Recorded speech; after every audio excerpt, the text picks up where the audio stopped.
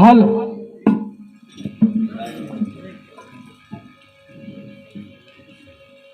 Sound वाले भैया अगर हमारा आवाज सुना तो पजरे चलिए आवाज लंबे मत रहा।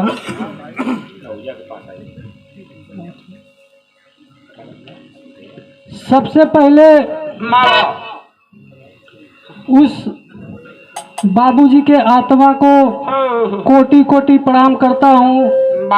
अब भगवान से यही मेरी विनती है, आग्रह है कि वो आत्मा कहीं भी हो उसे उच्च स्थान मिले और भगवान स्वरूप हमार ई जनता जनार्दन जेकरे सहारे हमान का कुछ गावल जाला बजावल जाला, आप लोग का दर्शन पाके हम कलाकार धन हो गए नहीं जाए। हमार दो भाई गुरु भाई सुनील भाई और गुलाब भाई के मुख्य बिंदु से बहुत अच्छी अच्छी गीत निर्गुण सुने के मिलल। अखिलेश भैया का फोन गईल कि उमेश भाई तो के बम्बई से आवे के पड़ी, बाबूजी का पुण्यतिथि रखल गई।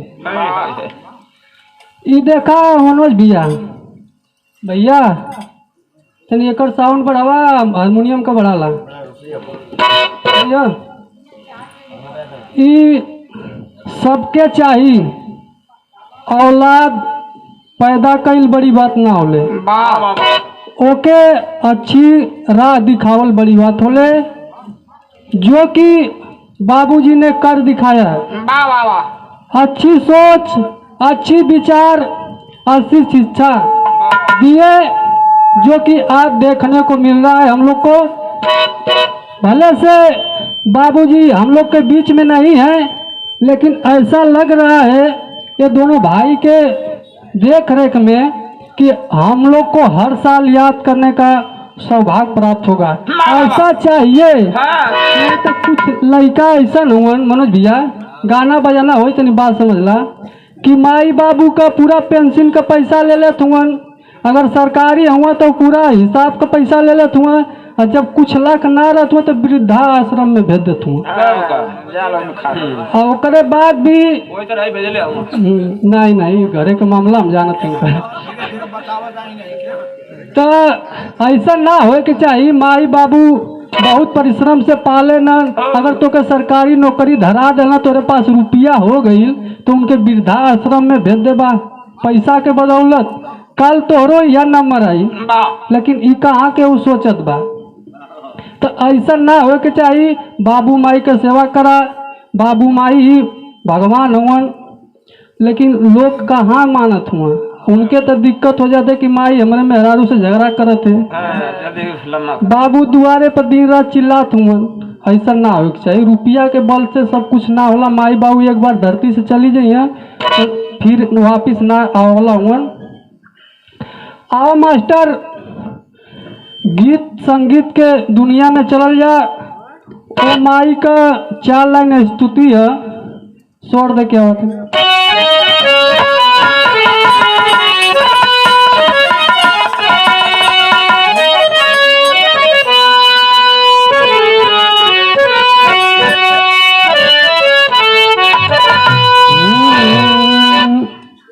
हे मैया हो,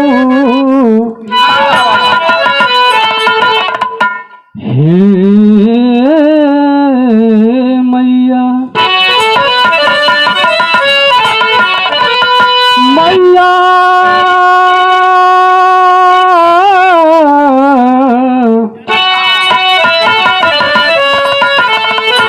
मैया हो मैया।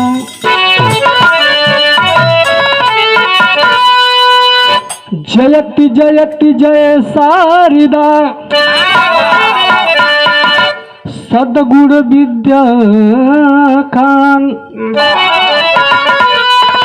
हंसवाहिनी बीड़ावादिनी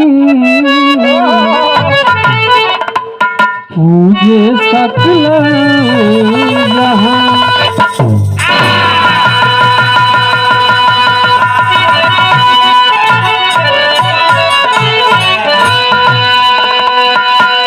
जगदम्बा भागेश्वरी और दूध दया बरसाए। जी हमारी राखिए माँ महफिल में आए।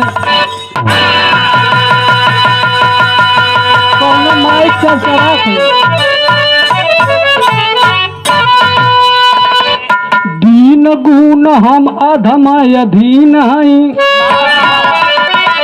कर जोर देहिला दोहैया हे मैया। अरे कुछ ना सुझात औकात नाही गवल के दुखियाऊ में सी गवैया हो मैया।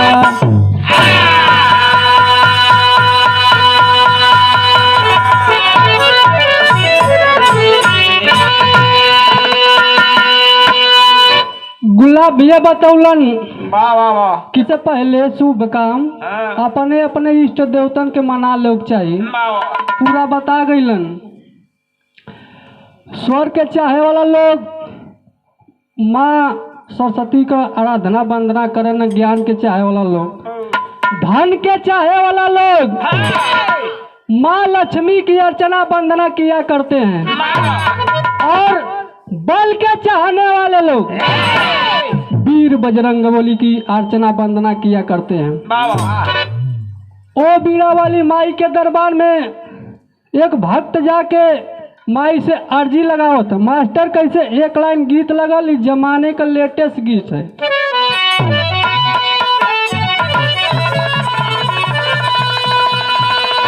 हर गीत के पीछे राज होला। सुनील भैया भी गौलन प्यार मोहब्बत के कहानी, लेकिन इहो एगो है। जियो लाल क्या बात है, बढ़ाए hello hello hello hello hello hello सीटी ना रहा पहले कर लेते।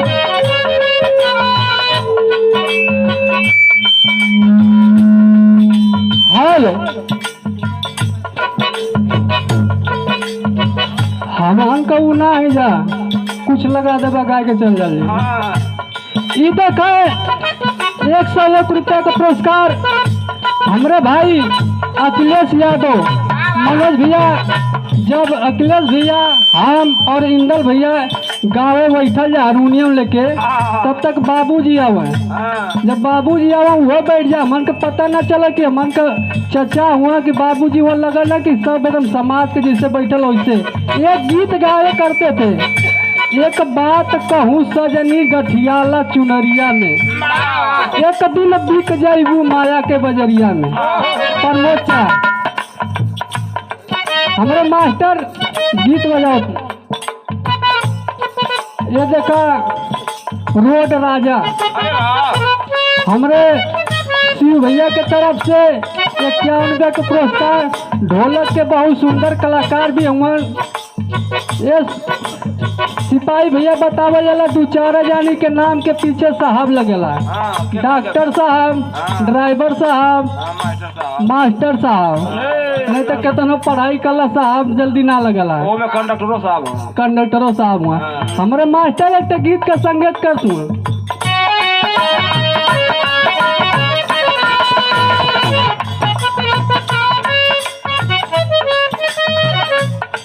कौनो लड़का लड़की में प्यार भइल, लड़का चल गल हमरा इन्हें बम्बई कमाए। जब कुछ दिन के बाद आया लॉकडाउन लग गल तो देखलस तो ओकर शादी ब्याह हो गई। अब शादी ब्याह भइल तो खोजत खोजत पता लगावत लगावत पहुँच गई ओकरे ससुरे। वहाँ जाके पलगी कैलस 1 किलो मीठा ले चल गई प्रमोद चाय। कहलस कि हम उनके मम्मा का लड़का है। पानी वानी पियला जब भेंट करे गए लो लड़की से एगो बात कहत है। का कहलस?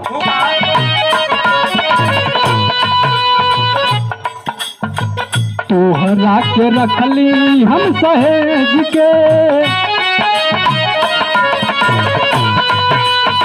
तोहरा के रखली हम सहेज के, शोभा बढ़वली सहेज के।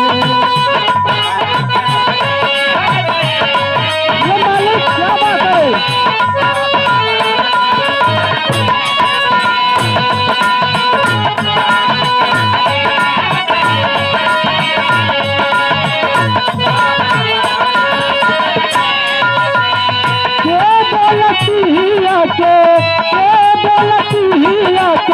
हाथल करेज के,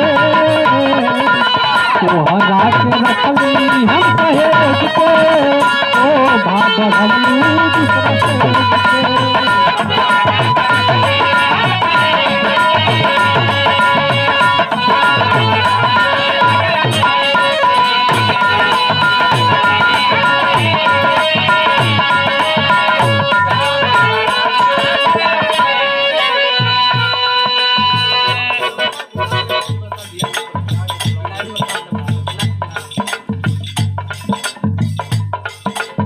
ई देखा हमारे बड़का भैया जैसे पहली मुलाकात बम्बई में भइल, ढेर दिन के बाद मुलाकात भइल, हम भुला गलन गाँव में कहूँ।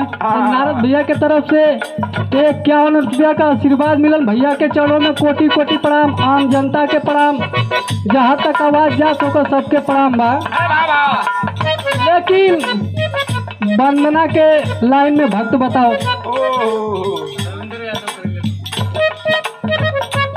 ये देखे 101 रुपया का आशीर्वाद मिलल। इंदल भैया का जीजा हुआ तो हमारों का जीजा हुआ, वैसे गांव भर का जीजा हुआ। रविंदर यादव आर्मियों का जवान हुआ।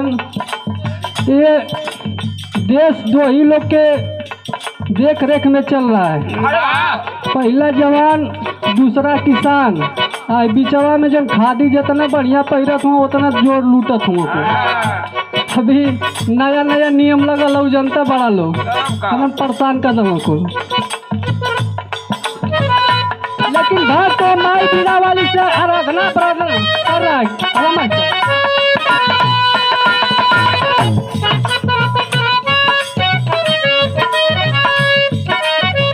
सभवा से आसारा लगाई के,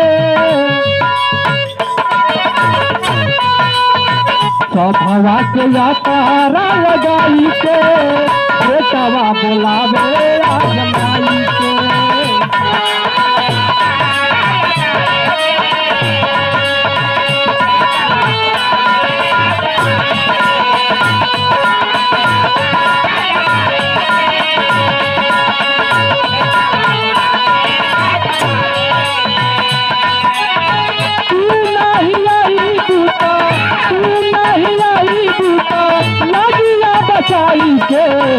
भवा के तारा लगाई के, बेटवा बोलावे आजमाई के।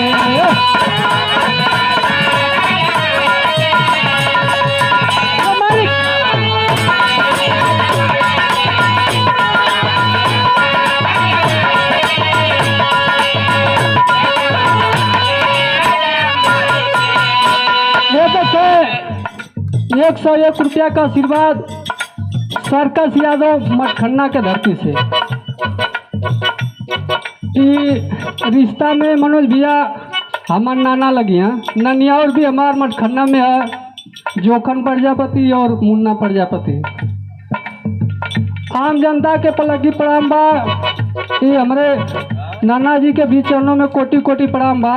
लेकिन अंतरा के लाइन में भक्त कहत मास्टर,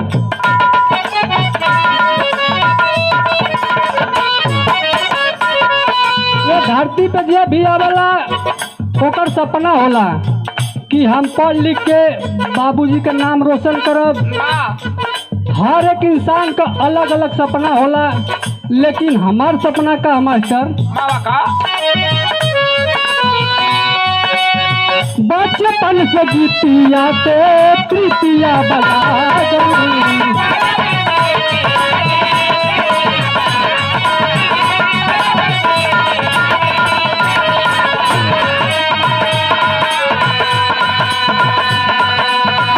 और बचपन से गीतिया से प्रीतिया बला गई। यही सब भइल बाटे नमवा उजागल।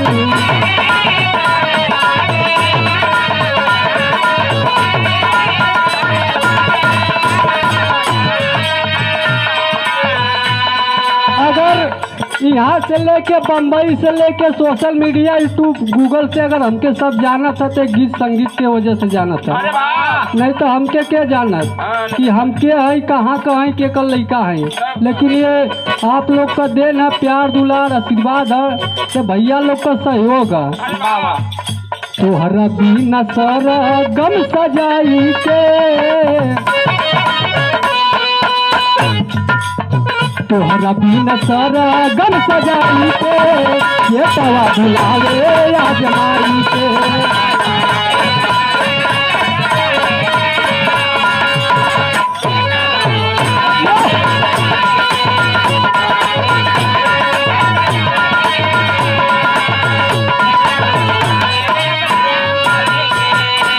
देखा हमने बढ़ के भैया इंदल यादव के तरफ से जीवन की संगीत में फर्स्ट गुरु हमन के ही हुआ। संगीत का होले यहाँ से वहाँ ले जाल, बतावल सिखावल, भले भी आज ये लाइन से थोड़ा दूर हुआ, ज़्यादा दूर ना हुआ, थोड़ा दूर हुआ, लेकिन हमन का फर्स्ट गुरु हुआ। अंतरा के दूसरी लाइन में भक्त बतावत मास्टर,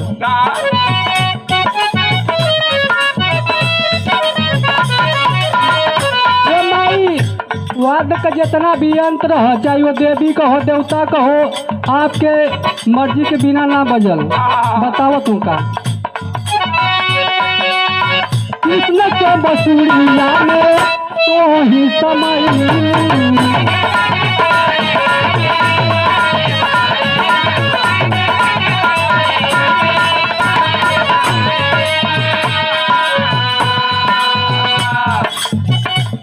के बसुरिया में तो ही समय बिना के तार माई तो ही झनकई।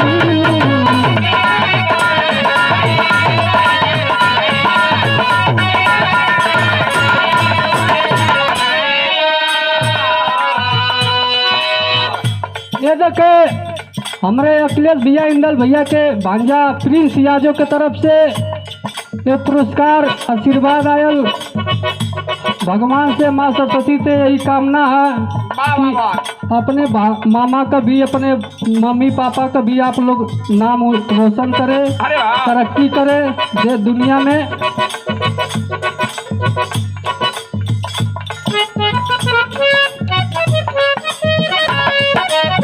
भोल के डमरुआ बजाई के, भोले के डमरुआ बजाई के, बेटवा बोलावे आजमाई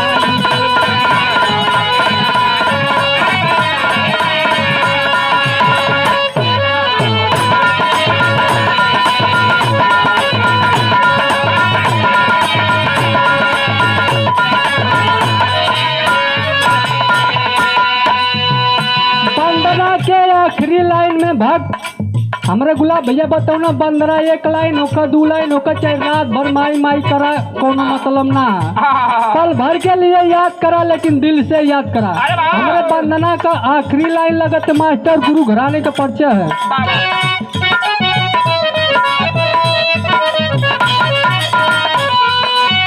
गुरु गणेश रामा लाल के प्रीत से।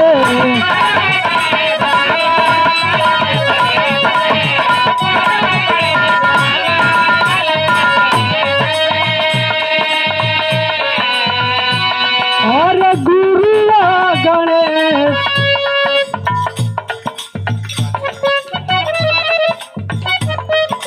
ये देखे बड़का भैया राकेश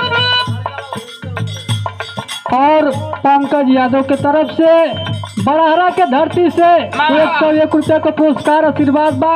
भैया के चरणों में कोटि कोटि प्रणाम, आम जनता के प्रणाम।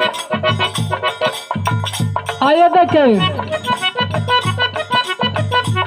हमारे चाचा राजेंद्र यादव के तरफ से 51 रुपये का पुरस्कार। चाचा के चरणों में कोटि कोटि प्रणाम, आम जनता के प्रणाम, आशीर्वाद के कामना रही। ये देखें बताया जाता है कि भगवान से भी बड़ा गुरु का दर्जा होता है। अशोक यादव, हाँ, जो कि हम लोग जब पढ़ते थे तो आपके कोचिंग का कोई जवाब नहीं था। अशोक कुशवाहा गुरुजी के तरफ से ये आशीर्वाद ना हमान के खातिर इनाम ना आशीर्वाद हुआ, क्योंकि गुरु ही बताते हैं कि ये भगवान है। गुरु से बड़ा ही सीखे के मिलेला। अरे क्या बजाओ तुम्हारा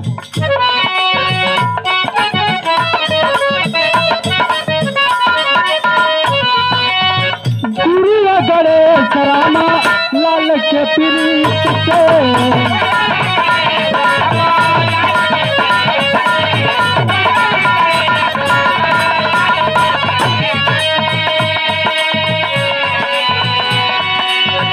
और गुरु गणेश राम लाल के प्रीत से।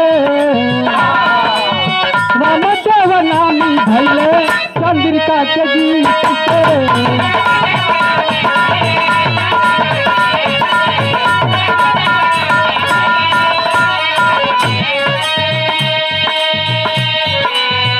कविताओं में से गवाई के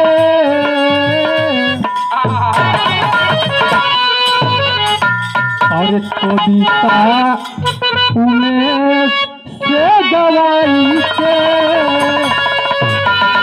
बेटवा बोलावे या जमाई के।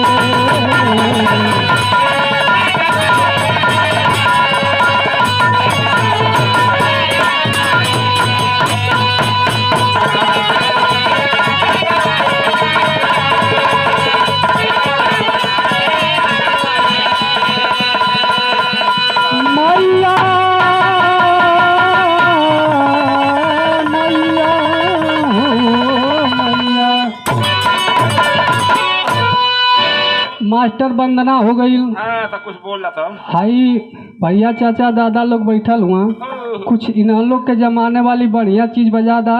फुहर पातर ना रहा, पहले से बता गल तो के तनी इन लोग के मजा आ जा। फिर ओकरे बाद जो उपलक्ष्य में मन का आय ले बनी जा उ एक गीत हुई।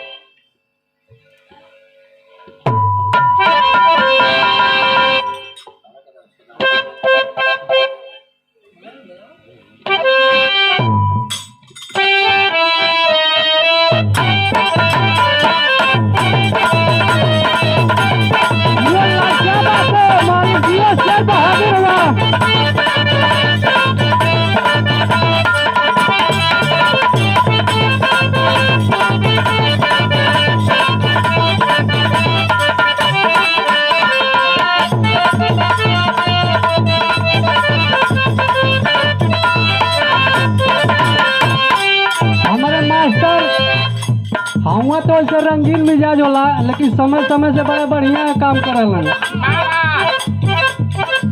गीत बड़ी साफ सुथरा बड़ी बढ़िया बजाओ तो बड़ी पुराने प्रमोद क्या आज के जमाना में कर बड़ी तो हल्का बा। कौनो लड़की के कौनो भौजाई पढ़े के भेजत रहल तो उ लड़किया बहाना करते का कहते मास्टर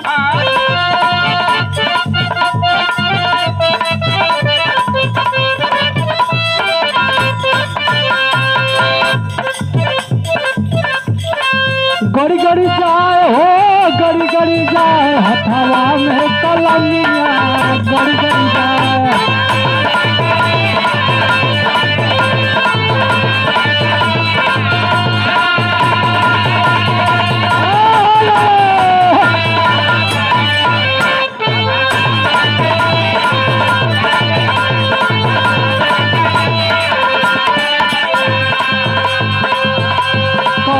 अरे कलम गड़ जाते तो एकर दवाई ना है फिर नंदी बताओ थे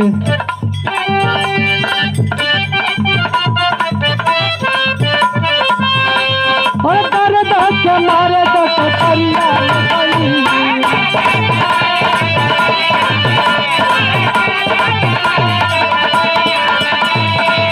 अरे दर्द के मारे तो कटरिया में गई डगर से नजरिया लड़ी लड़ी जाए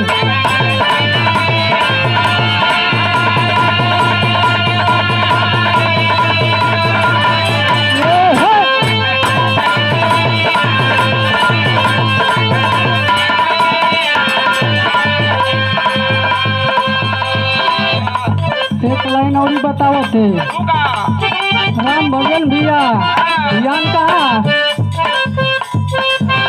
और दर्द के मारे वो सड़किया पर गई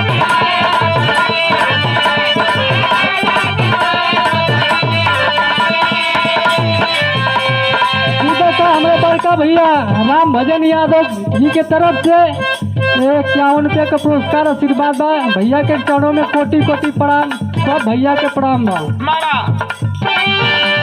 बतावत और दर्द के मारे वो सड़किया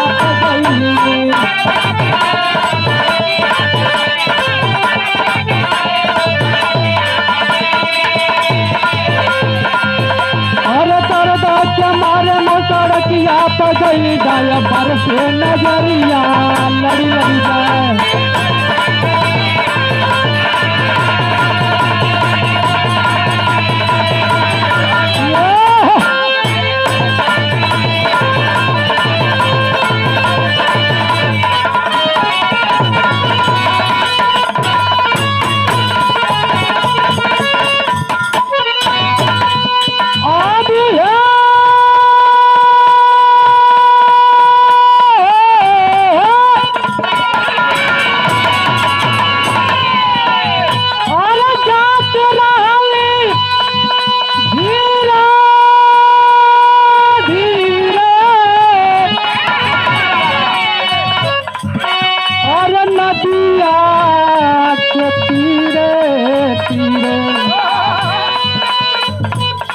कयतनाया देखली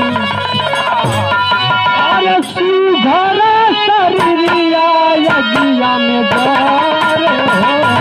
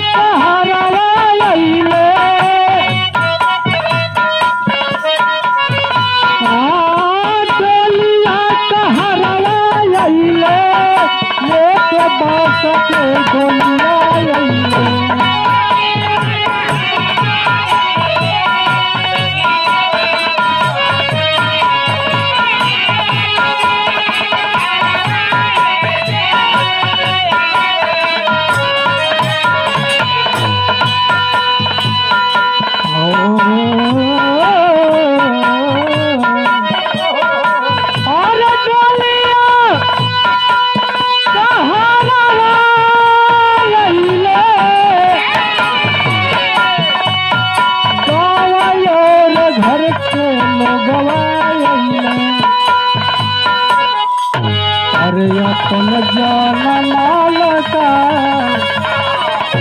अरे अपन जान मालका यगिया लगा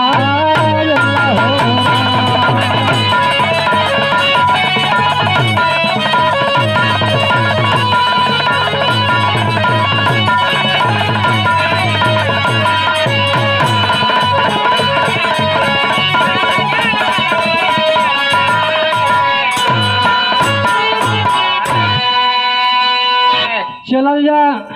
जौले उपलक्ष्य में मन का आयल है जा, वो उपलक्ष्य का गीत एक होना जरूरी है। आप लोग के उस परिवार के बीच लेके चल रहा हूँ, अगर ध्यान से हमार गीत सुनवा लोग तो ई लगी कि राम सेवक चचा केहरों से आ जाइए। आप इतना सुंदर बाग लगा के हम लोग के बीच में नहीं है, लेकिन ऐसा लग रहा है कि हम लोग गा बजा रहे हैं तो किधर से आ जाएंगे। संगीत से लगाव था इतना मनोज भैया, हम तो बचपन से ही देखते चले आए। लेकिन का करवा, दुनिया का सत्य यही है, जे पैदा भइल तो ई कौनो जरूरी ना कि उनकर बियाह हुई, इहो भाई कौन जरूरी ना है कि शादी बियाह भइल तो कगो लड़की लड़का हुई है। लेकिन ये सत्य है कि जे पैदा भइल तो मरी जरूर, यही दुनिया का सत्य है। 4 लाइन भूमिका में भाव लगल मास्टर कैसे।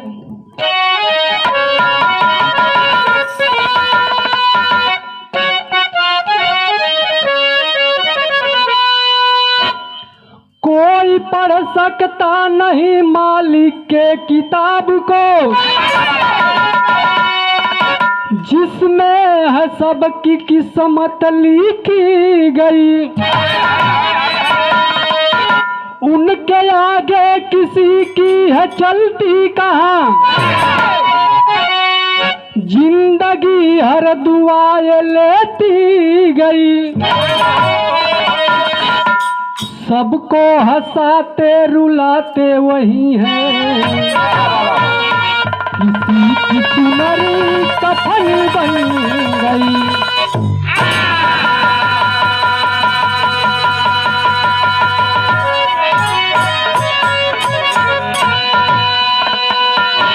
उस मालिक के किताब में सबकर करनामा लिखल जाला, सबकर भविष्य लिखल है, लेकिन ओके केहू पढ़ ना सकेला। कभी भी नहीं। 4 लाइन बहुत बढ़िया भाव दलन, अब बहुत बढ़िया से ओकर सजौलन।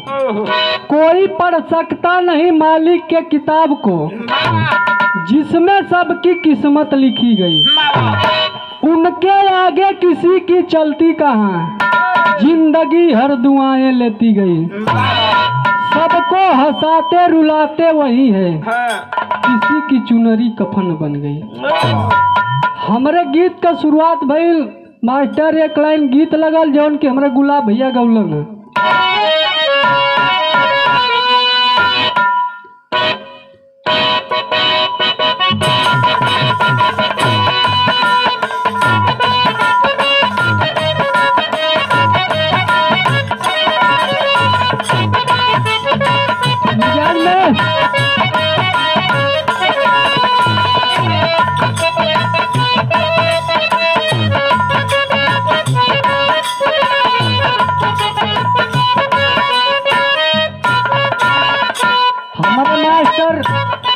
वही गीत का संकेत करत हुआ।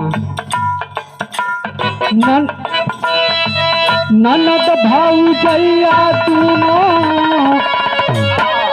एक ही समौरिया, दुनहु के पिया पर देसिया होना।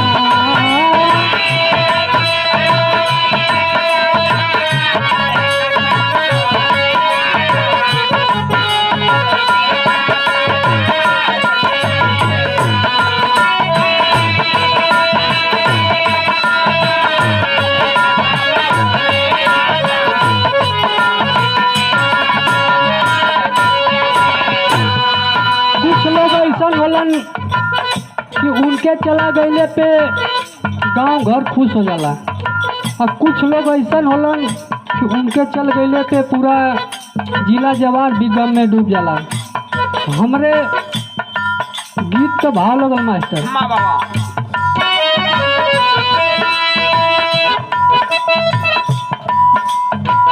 जे हदी न भइल हमरे चाचा के निधाना, जे हदी न भइल हमरे चाचा के निधाना, रोवे न धारा पीड़ा गाना होना।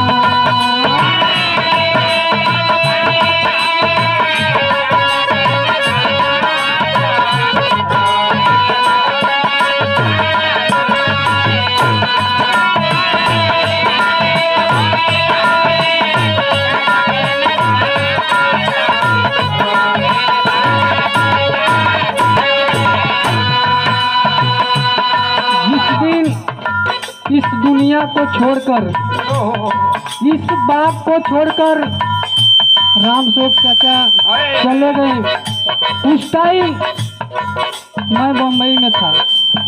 ये मेरी हिम्मत नहीं हो रही थी कि मैं एक फोन करके वो दोनों भाई से बात कर लूं। सोचता था फोन करूं, लेकिन ये सोच लेता था कि फोन करूंगा तो क्या बोलूंगा। मेरे पास कोई शब्द नहीं था। अंतरा लगल मास्टर।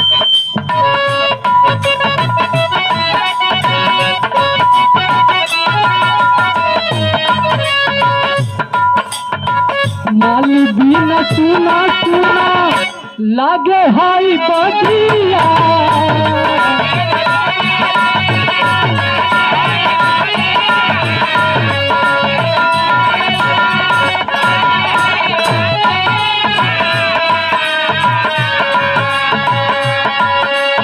सुंदर बाग लगा के, जिस बाग में दो बेटा दो बेटी चले गए, उस आत्मा को कोटि कोटि प्रणाम करता हूँ मैं कि जहाँ भी हो भगवान उच्च स्थान दे। माली बिना सुना सुना लागे है बगिया। अगली लाइन।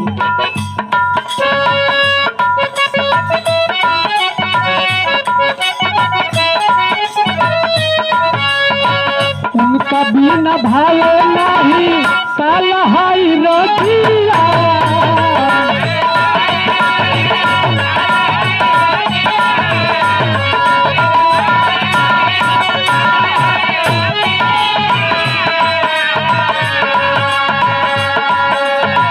अगर हम लोग कहीं गाते बजाते थे, कोई भी कमियां होती थी, हेलो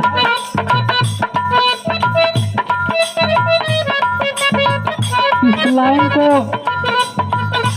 इस गीत को मैं लिखा, बहुत दर्द के साथ लिखा, आज जो गा रहा हूँ। अरे इंदल अखिलेश रोवे छोटा काजीराना, इंदल अखिलेश रोवे छोटा काजीराना, रोवे लखारा पीगा गाना होना।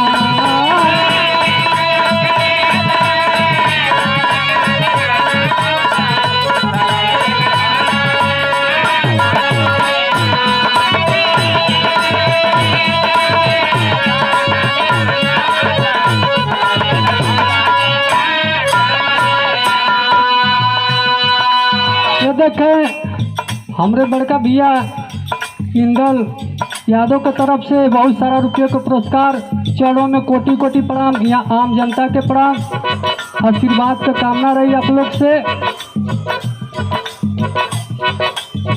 इंदल अखिलेश रोवे छोटा काजीराना, इंदल अखिलेश रोवे छोटा काजीराना, रोवे लधारा पीगा गाना होना।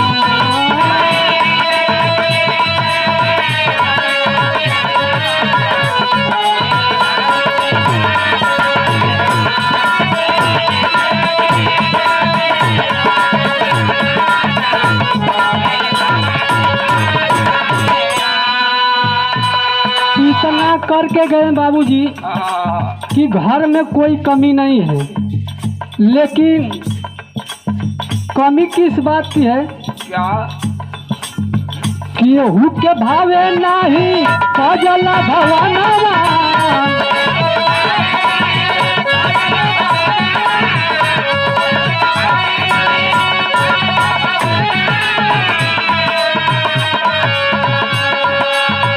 बोलिया सुना ले नहीं आज हो नानवा।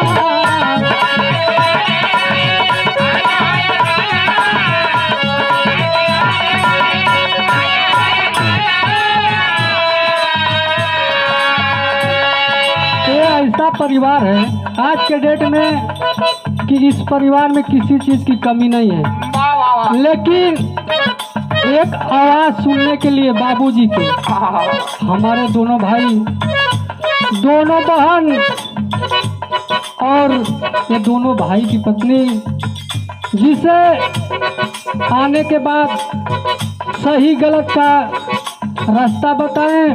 और सबसे बड़ी दुख की बात यह है जो कि किसी तरह समाज में सबके सामने जिंदगी बिताने के लिए जिसके मांग में सिंदूर डाले थे, सबसे बड़ी तकलीफ की बात वो है कि उस चाची जी को भी इस आवाज सुनाई नहीं। सब गमगीन है, इस घर में कोई कमी नहीं है, लेकिन बाबूजी नहीं है तो कुछ भी नहीं है। आगे लाइन में कहना मास्टर।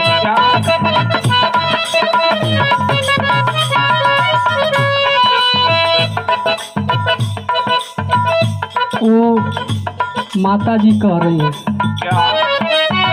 आधी जल में छोड़ी गैया कौन करना, आधी जल में छोड़ी गैया कौन करना, रोवेल भरती जाना।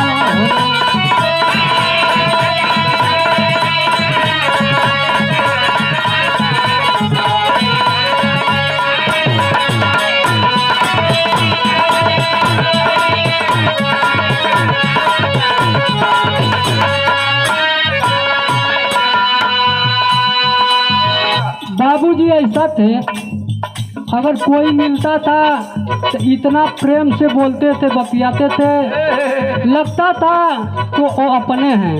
वाह वाह वाह। केहुआ से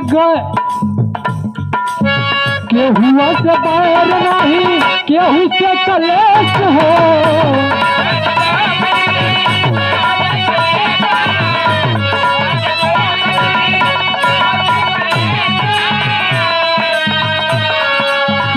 कौनो दुश्मनी ना, कौनो तकरार ना। भैले नाथ अब तो भैया अखिलेश हो,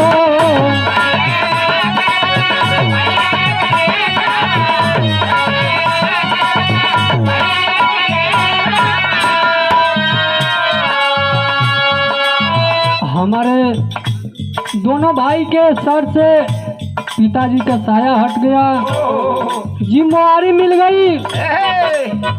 लेकिन आज भी ये दोनों भाई ने ऐसा काम किया कि 1 साल हुआ, लेकिन पिताजी को याद किए, ऐसी शिक्षा दिए थे, ऐसा सिखाए थे, ऐसा सबके होना चाहिए। नहीं तो 25 गांव 7 गांव दुनिया का बिरहा नाच कराए के तेरही मनाए के लोग भुला जाते हैं बाबूजी कहाँ है। ऐसा होना चाहिए। केहू से दुख नहीं, केहू से कलेश हो,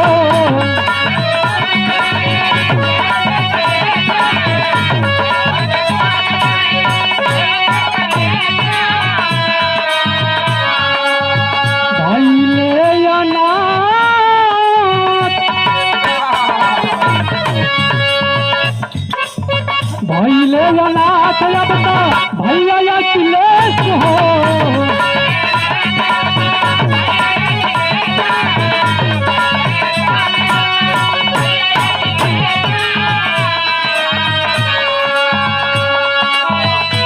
और नर नारी रो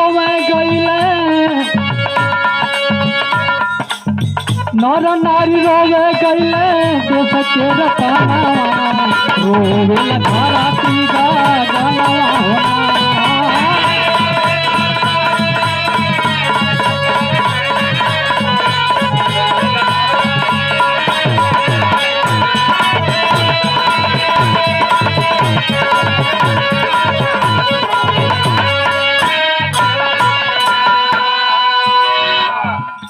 बाबूजी तो हम लोग के बीच में नहीं रहे, चले गए, लेकिन इस परिवार से हाथ जोड़ के उस परमपिता से आग्रह है, विनती है, हाथ जोड़ विनती करी, हाथ जोड़ विनती करी प्रभु जी तोहार हो।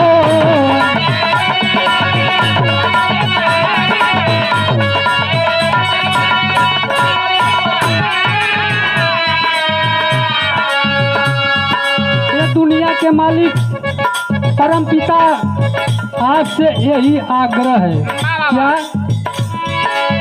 स्वर्गवान मिले उनके ऊंचा स्थान हो।